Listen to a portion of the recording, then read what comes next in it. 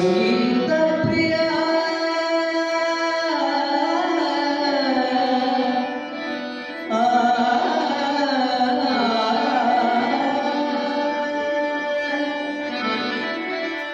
ಸಂಗೀತ ಪ್ರಿಯ ಮಂಗಳ ಸುಗುಣಿತರಾಗ ಮುನಿ ಕುಲೋತ್ತುಂಗ ಬೆಳಮ ತುಂಗಾ ತೀರದಿ ನಿಂತ ಸಯತಿ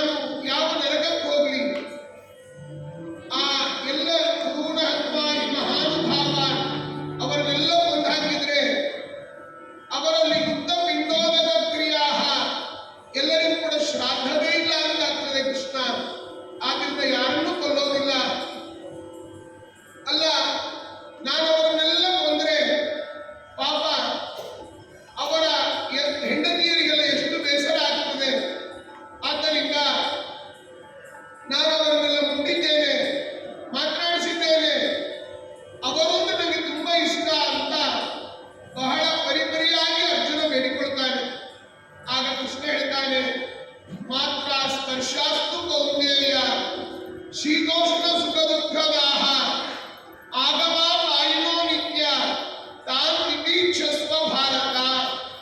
ಅಲ್ಲ, ನೀನು ಯಾರು ನಾಶ ಆಗ್ತಾರೆ ಎಂದು ಚಿಂತನೆ ಮಾಡ್ತಾ ಇದ್ದಿ. ಜೀವನಿಗೆ ನಾಶ ಇದೆಯಾ? ಇಲ್ಲ, ಕೇವಲ ದೇಹಕ್ಕೆ ಮಾತ್ರ ನಾಶ. ನಾಶತೋ ವಿದ್ಯತೆ ಭಾವಃ ಅಂತ ಕೃಷ್ಣ ಹೇಳಿದ. ಅಂತವಂತ ಇದೇ ದೇಹ ನಿತ್ಯಸ್ಯೋಕ್ತ ಶರೀರಿಣಃ. ಈ ವಿಚಾರಗಳನ್ನ ವಾಸಾಂಸಿ ಜೀರ್ಣಾನಿ ಯಥಾ ವಿಹಾಯ ನವೋಪಗೃಹಾನಿ ನವೋಪರಾಣಿ ಅಂತ ಆ ಕೃಷ್ಣ ಹಳೆ ಬಟ್ಟೆಯನ್ನು ಹಾಕೊಂಡಾಗ ಅದನ್ನ ಬಿಟ್ಟು ಹೊಸ ಬಟ್ಟೆಯನ್ನು ಧರಿಸುವಾಗ ನಮಗೇನಾದ್ರು ಬೇಸರ ಆಗ್ತದ? ಇಲ್ಲ. ಆದ್ದರಿಂದ ಜೀವನಿಗೆ ನಾಶ ಇಲ್ಲ, ಕೇವಲ ದೇಹಕ್ಕೆ ಮಾತ್ರ ನಾಶ. ಈ ಎಲ್ಲ ಸಾಧನೆಯ ಬಗ್ಗೆ ನಿನ್ನ ಮನಸ್ಸು ಪರಿವರ್ತನೆ ಆಗಲಿ ಅಂತ ಹೇಳ್ತಾನೆ. ನಮ್ಮ ಈ ಮನಸ್ಸಿಗೆ ಮೂಲ ಕಾರಣೀಕರ್ತ ಯಾರು? ಮನಸ್ಸನ್ನು ನಿಯಾಮಕ ಮಾಡುವವರು ಯಾರು ಅಂತಂದ್ರೆ ಮಹರುದ್ರದೇವರು. ಆ ಮಹರುದ್ರದೇವರು ಒಳ್ಳೆ ಮನಸ್ಸನ್ನು ಕೊಡಬೇಕು. ಕೃಷ್ಣ ಹೇಳ್ತಾನೆ, ಮನಯೇವ ಮನುಷ್ಯಾಣ ಕಾರಣಂ ಬಂಧ ಮೋಕ್ಷಯೋ ಅಂತ. ಮನಸ್ಸೇ ಆ ಬಂಧನಕ್ಕೂ ಮೋಕ್ಷಕ್ಕೂ ಕಾರಣ. ಅಂತಹ ಶ್ರೀಶನಲ್ಲಿ ಕೀಲಿಸು ಮನವ ಹಿರಿಜೇಶ ಮಹಾದೇವ ಅಂತ ಆ ದೇವರಲ್ಲಿ ಮನಸ್ಸನ್ನು ಕೊಡೋದು ಮಹರುದ್ರದೇವರು. ಆದ್ದರಿಂದ ಸಾಯಂಕಾಲ ಮನೋನಿಯಾಮಕ ರುದ್ರದೇವರನ್ನ ಕೈಲಾಸ ವಾಸ ಗೌರೀಶ ಈಶ ಆ ಮನಸ್ಸನ್ನ ರುದ್ರದೇವರು ಒಳ್ಳೆಯ ಮನಸ್ಸನ್ನು ಕೊಡಬೇಕು ಅಂತ ನಾವು ಚಿಂತನೆಯನ್ನು ಮಾಡ್ತೀವಿ.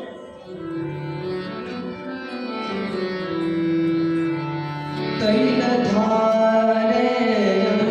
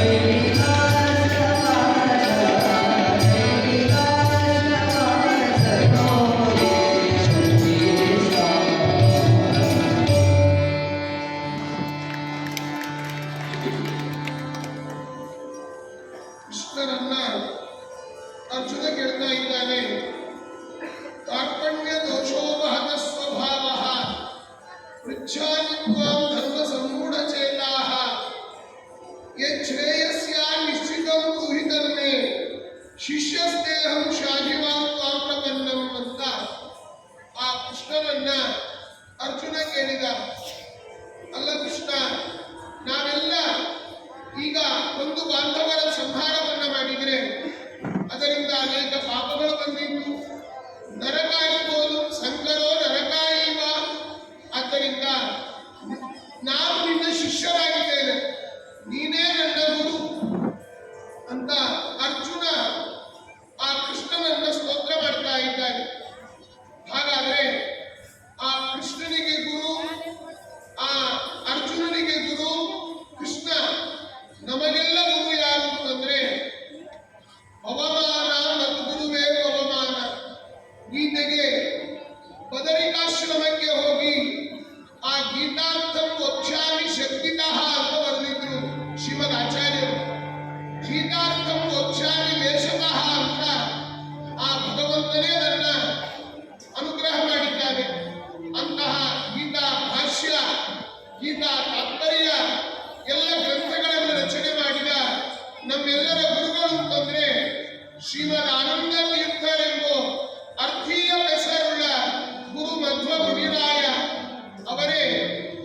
ಆ ಮೊದಲ ಅವತಾರದಲ್ಲಿ ಹನುಮಂತನಾಗಿ, ದ್ವಿತೀಯಾವತಾರದಲ್ಲಿ ಭೀಮಸೇನನಾಗಿ, ತೃತೀಯ ಅವತಾರದಲ್ಲಿ ಶ್ರೀಮದ್ ಆಚಾರ್ಯರಾಗಿ ಈ ಗೀತೆಗೆ ವ್ಯಾಖ್ಯಾನವನ್ನು ಕೂಡ ಶ್ರೀಮದ್ ಆಚಾರ್ಯರು ನಮಗೆಲ್ಲ ಪರಮಾನುಗ್ರಹವನ್ನ ಮಾಡಿದ್ದಾರೆ.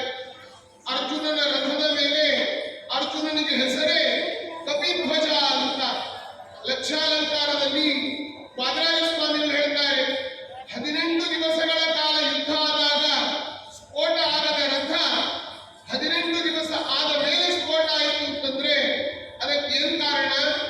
ಆ ಅರ್ಜುನನ ಧ್ವಜದಲ್ಲಿ ಇದ್ದಂತಹ, ರಥದ ಧ್ವಜದಲ್ಲಿ ಇದ್ದಂತಹ ಕಪಿಧ್ವಜ ಆ ಪ್ರಾಣದೇವನೇ ಕಾರಣ ಅಂತ. ಹೀಗಾಗಿ ಗೀತೆ ಶ್ರೀಮದ್ ಆಚಾರ್ಯರ ಮುಖದಿಂದ ಬಂದಂತಹ ಪವಿತ್ರವಾದ ವ್ಯಾಖ್ಯಾನ ನಾವು ಗೀತಾ ಭಾಷ್ಯ, ಗೀತಾ ತಾತ್ಪರ್ಯದಲ್ಲಿ ನಾವು ನೋಡ್ತಾ ಇದ್ದೇವೆ. ಅಂತಹ ಇಲ್ಲಿ ಹೇಳ್ತಾರೆ ಶಿಷ್ಯಸ್ತೇಹಂ ಶಾಧಿಮಾಂ ತ್ವಾಂ ಪ್ರಪನ್ನ ಅಂತ. ನಾವು ನಿಮ್ಮ ಶಿಷ್ಯ ಅಂತ ಅಂದ್ರೆ ಇಲ್ಲಿ ಗುರುವಿನ ಅನುಗ್ರಹ ನಮಗೆ ಅತ್ಯವಶ್ಯ. ಆದ್ದರಿಂದ ಹರಿ ಮುನಿದರೆ ಗುರುಪಾವ, ಹರವರು ಕೃಷ್ಣೇ ಗುರುಸ್ತ್ರಾತ, ಗುರೌ ಕೃಷ್ಣೇನ ಕಷ್ಟನ ಅಂತ ನಮಗೆಲ್ಲ ಗುರುಗಳಾದ ಶ್ರೀಮದ್ ಆಚಾರ್ಯರು. ಅವರೇ ಮೊದಲ ಅವತಾರದಲ್ಲಿ ಆಂಜನೇಯ, ದ್ವಿತೀಯ ಅವತಾರದಲ್ಲಿ ಭೀಮ, ತೃತೀಯ ಅವತಾರದಲ್ಲಿ ಶ್ರೀಮದ್ ಆಚಾರ್ಯ